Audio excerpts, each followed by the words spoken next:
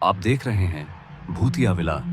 दोस्तों, अगर आप चैनल पर नए हैं तो चैनल को सब्सक्राइब जरूर कर लें और साथ ही वीडियो को लाइक करके नीचे कमेंट बॉक्स में अपनी राय जरूर दें ताकि हम आपके लिए ऐसी ही भूतिया घटना और ला सके। तो चलिए बढ़ते हैं आज की कहानी की ओर। दोस्तों, समय था रात के करीब 9 बजे का जब मैं अपनी ऑटो से कुछ और ज्यादा पैसे कमाने के लिए देर रात को सवारी ढो रहा था ताकि मैं अपने परिवार का पालन पोषण कर सकूं। मगर तभी मेरे फोन की रिंग बज उठी और जब मैंने फोन उठाकर देखा तो फोन पर मेरी धर्मपत्नी अंजना थी। दरअसल वह क्या था कि आज मेरी शादी की सालगिरह थी और यही एक वजह थी जो अंजना मुझे घर पर जल्दी आने को बोल रही थी। लेकिन मुझे क्या मालूम था कि मैं आज अपने घर पर नहीं जा पाऊंगा और वहां घर पर पूरी रात मेरी पत्नी की मेरे इंतजार में ही कट गई क्योंकि मैं उस रात अपने घर नहीं पहुंचा। दरअसल हुआ यह था कि जब मेरी पत्नी का मुझे फोन आया था तो उस रात मैं अपनी सवारी ढो रहा था और वह सवारी थोड़े लंबे सफर की थी। मगर पैसे कमाने के चक्कर में मैंने देर रात को वो सवारी अपने ऑटो में बिठा ली, जिस वजह से मुझे थोड़ा समय लग गया। लेकिन दिक्कत तो मुझे तब हो गई जब मैं सवारी को छोड़कर निकल रहा था कि तभी मुझे एक और सवारी मिल गई और मैं उन्हें छोड़कर जाना तो चाहता था, लेकिन उस सवारी के साथ 2 बच्चे भी मौजूद थे तो मेरा जी नहीं माना और मैं उस सवारी को भी लेकर वहां से निकल पड़ा उसके बताए गए पते पर। अब उस सवारी को छोड़ते हुए मुझे काफी देर हो गई थी और चारों तरफ सन्नाटा पसर चुका था। और फिर जब मैंने घड़ी में समय देखा तो अब रात के 10:15 बजने को हो गए थे। इसलिए मैं तुरंत ही वहां से रवाना हुआ और अच्छी खासी स्पीड के साथ मैं ऑटो को सड़क पर भगाए जा रहा था। मगर देर रात होने की वजह से सड़क भी पूरी तरह से सन्नाटे में डूबी हुई थी, जिस वजह से मुझे ऑटो भगाने में कोई दिक्कत नहीं आ रही थी। और अभी मैं स्पीड से आगे बढ़ ही रहा था कि इसी बीच सड़क के मेन चौराहा, जो थोड़ा घने पेड़ों से ढका हुआ था, वहां पर मुझे नजर आया कि एक लड़की अपने हाथ में एक थैला लिए खड़ी हुई दिखाई पड़ रही है। और वहां पर चौक होने की वजह से मैंने भी ऑटो की स्पीड थोड़ी कम की और धीरे से मैं उस लड़की की ओर देखते वहां से निकलने लगा। अभी मैं ऑटो को निकाल ही रहा था कि इसी बीच उस लड़की ने मेरी तरफ एक मुस्कान दी और अपना हाथ देते हुए मेरे ऑटो की तरफ बढ़ने लगी। इसलिए मैंने भी हाथ देखते ही ऑटो की स्पीड कम कर ली और ऑटो को सड़क के साइड में रोक लिया। और जैसे ही वह लड़की पास में आई तो मैंने तुरंत ही पूछ लिया, जी मैडम, कहिए क्या बात है। और मैंने अभी इतना ही कहा था कि तभी उस लड़की ने मुझसे कहा, भैया मुझे आगे वाले चौक तक छोड़ दीजिए। उस लड़की की इस बात पर मैंने उसे मना करते हुए बोला, जी नहीं, मुझे देरी हो रही है, आप किसी और ऑटो को देख लें। मगर पता नहीं क्यों मेरे मुंह से अभी इतना ही निकला था कि मेरा सर जोर से चकराने लगा और पता नहीं मुझे क्या हो गया कि मैं चकराता हुआ ऑटो में टिक गया।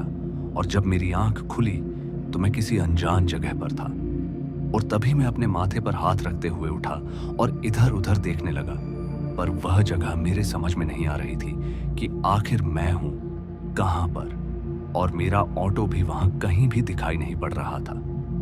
और मैं यह देखने के लिए अपनी जगह से उठने के बाद माथे पर हाथ रखते हुए इधर उधर भटकने लगा, मगर मुझे घूमते घूमते उस जगह पर काफी देरी हो गई थी। पर मैं लौट फिर कर वापस से वहीं आ जाता। इसलिए अब देर रात को अपने साथ ये सब होता देख मैं घबरा गया और ऑटो भी नहीं मिला जो मेरी रोजी रोटी कमाने का जरिया था। और अभी मैं घबराया हुआ भटक ही रहा था कि इसी बीच मुझे हंसने की आवाज सुनाई दी, मगर वह आवाज बहुत ही डरावनी थी। इसलिए मैंने झट से लड़खड़ाती जुबान से बोला, कौन है यहाँ पर। मैंने अभी इतना ही कहा था कि तभी मुझे सामने एक बड़े से पेड़ के पास तेज धुआं निकलता हुआ दिखा और वहीं मुझे कोई परछाई सी नजर आने लगी।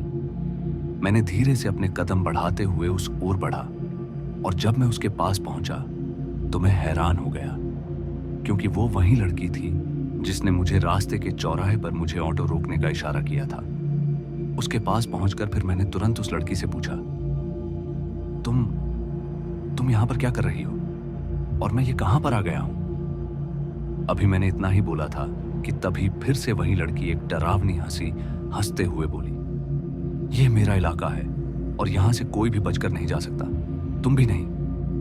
अभी वो लड़की अपनी बातें बोल ही रही थी कि इसी बीच उस लड़की का चेहरा बदलने लगा और फिर देखते ही देखते उसका चेहरा इतना भयानक हो गया कि मेरे हाथ पैर तक अब कँपाने लगे थे और मेरा पूरा शरीर पसीने से लथपथ हो गया और मैं वहीं पर एक बार फिर से बेहोश होकर गिर पड़ा। फिर जब मेरी आंख दोबारा खुली तो मैंने देखा कि अब मुझे कुछ खिसने की आवाज आ रही थी और जब मैं उस आवाज की ओर बढ़ा तो मैंने पाया कि वो डायन है, जो कि कुछ देर पहले एक लड़की थी, जो कि अब वो एक धारदार बड़े से चाकू को घिस रही थी। उस डायन को ऐसा करता देख मैं समझ गया था कि जरूर यह मेरे साथ कुछ गलत करने वाली है, इसलिए मैं दबे पांव वहां से खिसकने लगा और जब मैं उससे कहीं ज्यादा दूर निकल आया तब जाकर मैंने चैन की सांस ली, पर मेरे पैर अब भी थमे नहीं थे। मैंने अपनी चाल बराबर बनाए रखी और फिर जब मैं उन घने पेड़ों के जंगल से होते हुए एक कच्चे रास्ते पर पहुंचा तो मैंने अपनी चाल और भी दुगनी कर दी, लेकिन उस अंधेरी रात में मुझे कुछ भी नजर नहीं आ रहा था और अभी मैं डरा हुआ आगे बढ़ ही रहा था कि तभी मुझे सामने दो लाल लाल आंखें चमकती हुई दिखी, जिसे देखकर मैं फिर से एक बार रुक गया और डरने लगा। उन आंखों की रोशनी इतनी भयानक लग रही थी कि कोई भी इंसान डर से कँपा जाए और उस वक्त मेरा भी वही हाल था। अब मेरे समझ में नहीं आ रहा था कि मैं पीछे की तरफ जाऊं या फिर आगे बढ़ूं।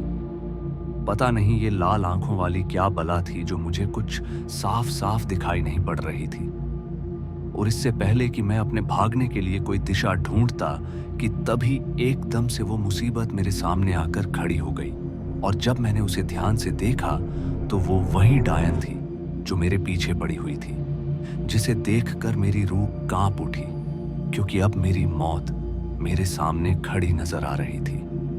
और इस बार उस डायन ने मुझ पर हमला करने में जरा भी देरी नहीं दिखाई और मेरा गला पकड़कर मुझे हवा में उठा दिया। और इससे पहले वह मुझे कुछ कर पाती कि तभी सामने से एक तेज रोशनी दिखाई दी जो किसी मोटरसाइकिल की थी।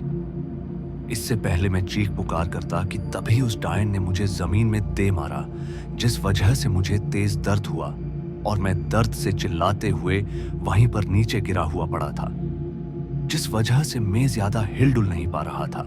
लेकिन जैसे ही उस हेडलाइट की रोशनी मुझ पर पड़ी तो वह डायन ना जाने कहां पर गायब हो गई।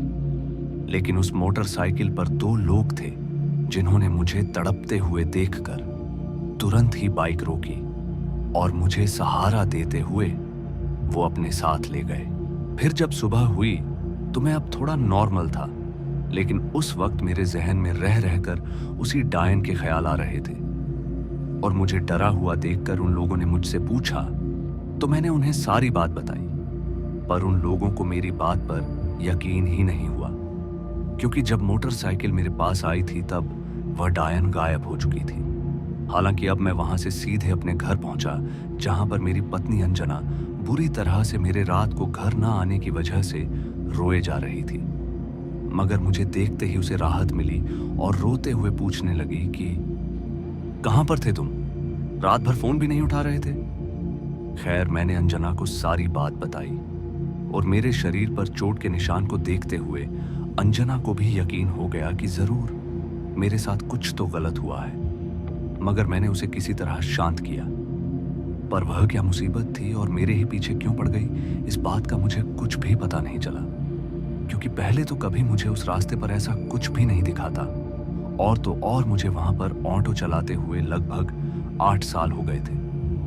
पर फिर भी पता नहीं यह सब क्या हुआ था मेरे साथ और ये राज आज भी मेरे जहन में एक खौफनाक रहस्य बनकर मंडराता रहता है, जिससे मैं याद करके बुरी तरह डर से कांप उठता हूं। और मैंने अब रात के समय ऑटो चलाना भी बंद कर दिया और ठीक 7:30 बजे के करीब में अपने घर की ओर लौट जाता हूं, जहां पर मेरी पत्नी मेरा हर रोज घर आने का इंतजार करती है। तो दोस्तों, आज की हमारी इस कहानी में बस इतना ही। और अगर आपके पास भी है अपनी डरावनी आप बीती तो प्लीज हमारे साथ जरूर शेयर करें ताकि हम लोगों तक आपकी कहानी पहुंचा सके, जिसे सुनकर वो भी सतर्क और सावधान रहे। धन्यवाद।